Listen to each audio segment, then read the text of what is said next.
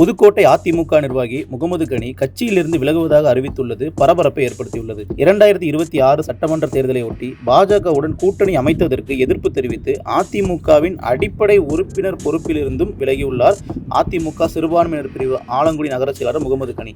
தமிழகத்தில் அடுத்த ஆண்டு நடைபெறவுள்ள சட்டமன்ற தேர்தலில் அதிமுகவும் பாஜகவும் கூட்டணி அமைத்து போட்டியிடும் என அதிகாரப்பூர்வமாக அறிவிக்கப்பட்டுள்ளது.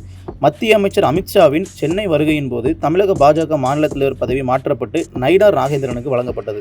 அதன் பின்னர் எடப்பாடி பழனிசாமி, மத்திய அமைச்சர் அமித்ஷா ஆகியோர் ஆலோசனை நடத்தினர். அதன் பிறகு கூட்டாக செய்தியாளர்களை சந்தித்து 2026 சட்டமன்ற தேர்தலில் அதிமுகவும் பாஜகவும் கூட்டணி அமைத்து போட்டியிடும் என அதிகாரப்பூர்வமாக அறிவித்தனர். அதிமுக பாஜக இடையே கடந்த 2019 ஆண்டு முதல் கூட்டணி தொடர்ந்து வந்த நிலையில் கடந்த 2023 ஆண்டு இந்த கூட்டணி முறிந்தது. அண்ணாமலை தொடர்ந்து அதிமுகவை சீண்டி வந்ததால் அதிமுக தலைவர்கள் பதிலடி கொடுத்து வந்தனர். அதைத் தொடர்ந்து பாஜகவுடன் கூட்டணி கிடையாது என அறிவித்தார் எடப்பாடி பழனிசாமி. 2024 லோக்சபா தேர்தலில் தனித்தனியாக கூட்டணி அமைத்து போட்டியிட்ட அதிமுகவும் பாஜகவும் தமிழ்நாட்டில் ஒரு இடத்தில் கூட வெல்ல முடியவில்லை. இந்நிலையில் 2026 சட்டசபை தேர்தலை ஒட்டி மீண்டும் கூட்டணி அறிவித்துள்ளது பாஜக மற்றும் அதிமுக. பாஜகவுடன் அதிமுக கூட்டணி அமைக்க முடிவு செய்திருப்பதை கட்சி நிர்வாகிகள் பலரும் வரவேற்கவில்லை.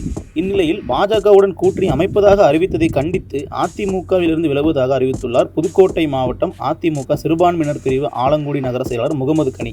அதிமுக சிறுபான்மையினர் பிரிவு ஆலங்குடி நகர செயலாளர் KS முகமது கனி அதிமுகவிலிருந்து விலகுவதாக மாவட்ட செயலாளர் C விஜயபாஸ்கருக்கு கடிதம் அனுப்பியுள்ளார். இது புதுக்கோட்டை அதிமுகவினரிடையே பெரும் பரபரப்பை ஏற்படுத்தியுள்ளது.